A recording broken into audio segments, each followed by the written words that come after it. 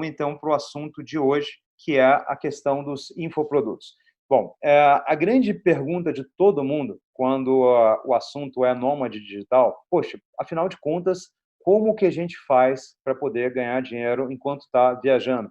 Como é que a gente faz em termos de trabalho? Com o que a gente pode trabalhar exatamente? Então, deixa eu dar uma certa noção para vocês aqui das possibilidades. Hoje em dia, se vocês pegarem especialmente qualquer tipo de trabalho que seja feito, ou a maioria absoluta dos trabalhos que você poderia fazer em um escritório e que as pessoas fazem em um escritório, por exemplo, pessoas que trabalham, às vezes, em multinacionais ou em empresas menores, mas pessoas que trabalham em escritórios. E por que eu estou falando pessoas que trabalham em escritórios? É para diferenciar de pessoas que, por exemplo, fazem trabalhos de ordem mais manual, porque normalmente quem trabalha no escritório trabalha mais com a cabeça, digamos assim, né? São trabalhos mais ligados ao conhecimento. Então, você tem uma pessoa que, de repente, trabalha dentro de um escritório cuidando de questões administrativas, mexendo em planilhas, mexendo em textos.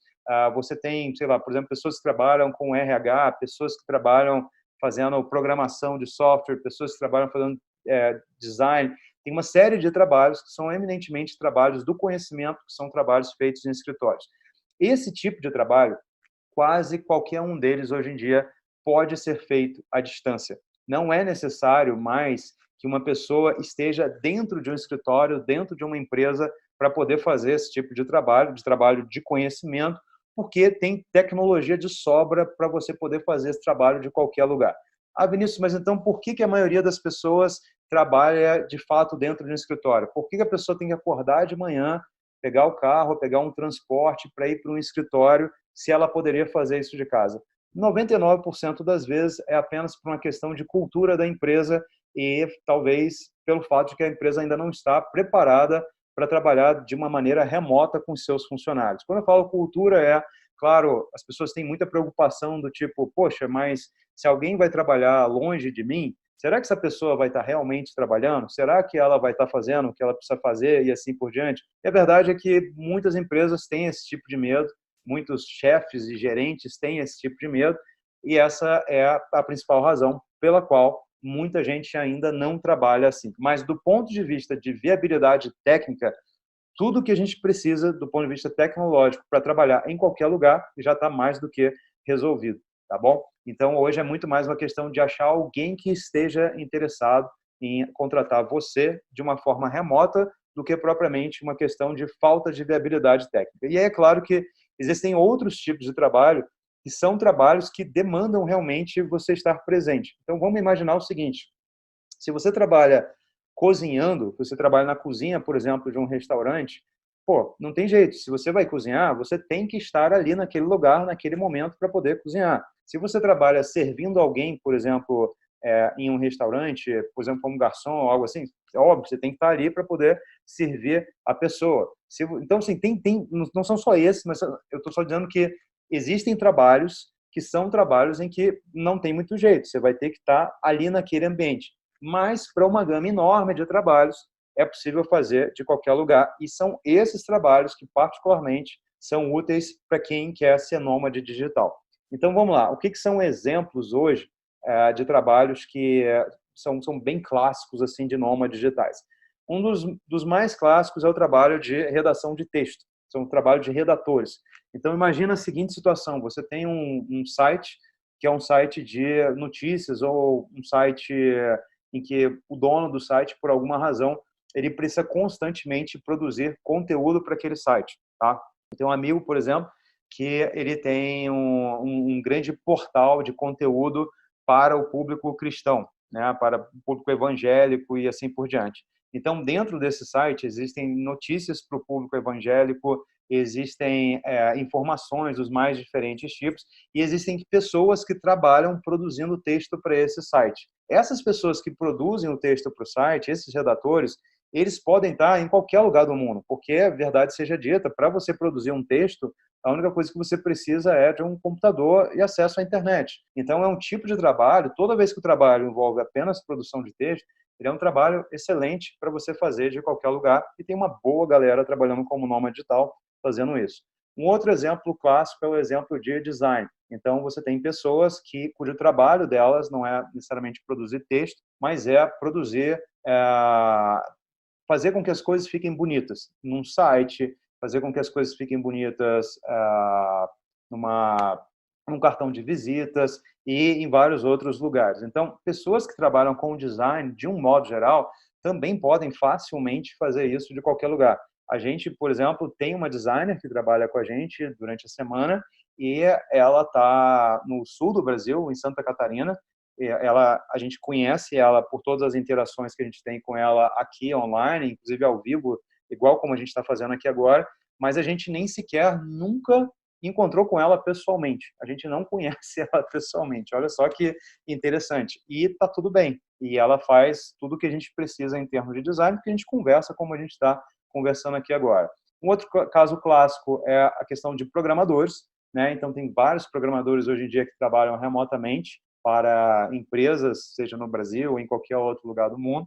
Um outro caso clássico são editores. Então, você tem editor de áudio, editor de vídeo, editor de foto. Então, são pessoas que vão pegar um determinado material que foi produzido, um caso clássico, editor de áudio. Hoje em dia se faz muito podcast. Então, quando você produz um podcast, você grava, por exemplo, uma entrevista com alguém, depois que essa entrevista é gravada, uma outra pessoa precisa vir e fazer a edição dessa entrevista, preparar todo o áudio bonitinho, colocar uma vinheta no início, limpar, de repente, quando alguém foi lá e pigarreou, né, e deu uma tossida no meio daquela gravação. Então, a pessoa arruma esse áudio. Esse editor de áudio, ele também pode fazer isso de qualquer lugar. Quando a gente tinha podcast, por exemplo, o nosso editor de áudio ele ficava em Porto Alegre e a gente também nunca encontrou com ele pessoalmente. Hoje em dia, a gente tem um editor de vídeo que trabalha com a gente. Ele está, no momento, morando no Japão. A gente também nunca encontrou com ele pessoalmente e está tudo certo. As coisas funcionam porque, como eu falei, do ponto de vista de tecnologia,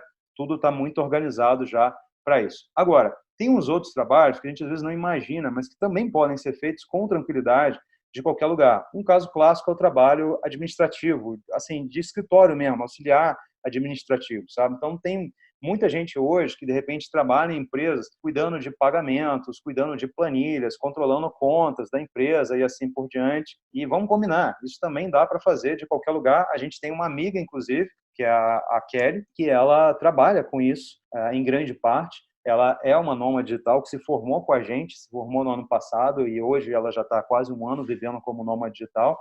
E o trabalho dela, em grande parte, é esse trabalho de auxílio e gestão administrativa e está tudo certo. É a mesma coisa que ela fazia antes em uma multinacional, ela faz hoje de qualquer lugar do mundo. Então, isso só para vocês terem uma ideia aí das possibilidades. Tem várias outras, casos clássicos, por exemplo, como atendimento. Então, imagina uma pessoa que faz um atendimento como psicólogo ou como coach. Essa pessoa que antes poderia fazer esse atendimento em um consultório, hoje o que a gente mais vê é que as pessoas passam a fazer esse atendimento online. Por quê? Porque mesmo se a pessoa não estiver viajando, ou mesmo se o cliente dela não estiver viajando, é muito conveniente para o paciente não ter que ir até um escritório, não ter que ir até o consultório. Porque você pega uma cidade grande, tipo Rio, São Paulo, você chegar e fazer um deslocamento para ir num consultório é uma encrenca danada, às vezes, por causa do trânsito. E quando você tem a possibilidade do seu psicanalista ou do seu coach de fazer o atendimento para você online, isso é fantástico. Todo mundo sai ganhando. E isso é algo que é cada vez mais comum. E uma última modalidade que vale a pena mencionar aqui é o processo de ensino. Agora, por exemplo, nesse momento, é o que vocês estão tendo a experiência aqui. A gente está no meio de uma aula e cada vez mais as aulas elas são online. Você não precisa mais ir para uma escola física para poder assistir a uma aula. E isso abre uma grande gama de possibilidades, que é o que a gente vai, em grande parte, discutir aqui hoje. E aí, tem só mais dois detalhes que eu quero mencionar aqui para vocês, onde o principal deles tem a ver com a forma como as pessoas são contratadas para trabalhar online. Existe uma maneira, que é a maneira clássica, como todo mundo está acostumado a ser contratado, né, para fazer um trabalho, que é você realmente virar um funcionário de uma empresa. Então, em que consiste isso? Consiste de você pegar, ir para uma empresa, fazer toda uma seleção, eventualmente ser contratado, e a empresa assinar a sua carteira de trabalho. Nesse caso, você passa a ter um contrato CLT, né, um contrato de trabalho tradicional com a empresa, vira funcionário da empresa, passa a ter o salário e os eventuais benefícios lá da CLT, e isso que se aplica a uma empresa num jeito convencional de contratação, um trabalho presencial, isso também pode ser aplicado da mesma maneira para um trabalho online. De fato, existem empresas no Brasil que contratam pessoas para trabalhar como funcionário mesmo da empresa, com carteira assinada, CLT, tudo certinho, mas contrata a pessoa para fazer o trabalho, por exemplo, na casa dela. Contrata a pessoa para fazer o trabalho à distância. Isso existe no Brasil, assim como existe em vários outros países, e uma das coisas, inclusive, que pode acontecer é, de repente, você hoje mora no Brasil e você tem um tipo de trabalho que você faz que é atrativo para empresas fora do Brasil, e você pode ser contratado por uma empresa no exterior para fazer esse trabalho. Então, a gente tem vários amigos, por exemplo, que eles são contratados, especialmente na área de TI, especialmente a galera que trabalha com programação, às vezes mora no Brasil, mas é contratado por uma empresa, por exemplo, nos Estados Unidos, ou é contratado por uma empresa na Europa,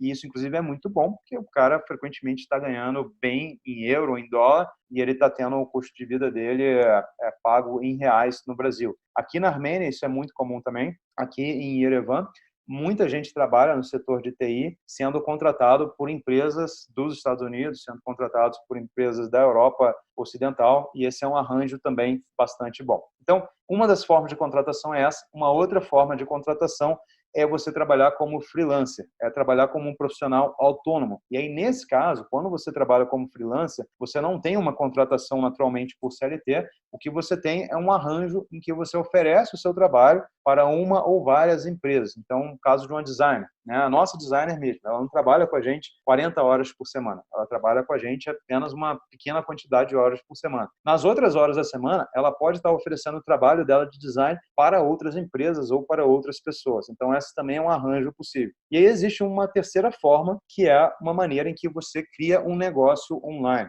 Quando você cria um negócio online, especialmente um negócio baseado na venda de produtos digitais, o que você tem é uma situação em que agora, em vez de você estar trocando as suas horas de trabalho por algum dinheiro, seja como funcionário, seja como profissional freelancer, o que você está fazendo nesse caso é criar produtos onde esses produtos, ao serem vendidos, vão gerar receita para você. Então, você não está trocando hora por dinheiro diretamente. O que você está fazendo é investir nas suas horas em criar produtos que se tornam ativos, onde esses produtos, sim, é que vão trazer dinheiro para você. E aí é onde entra a história dos infoprodutos.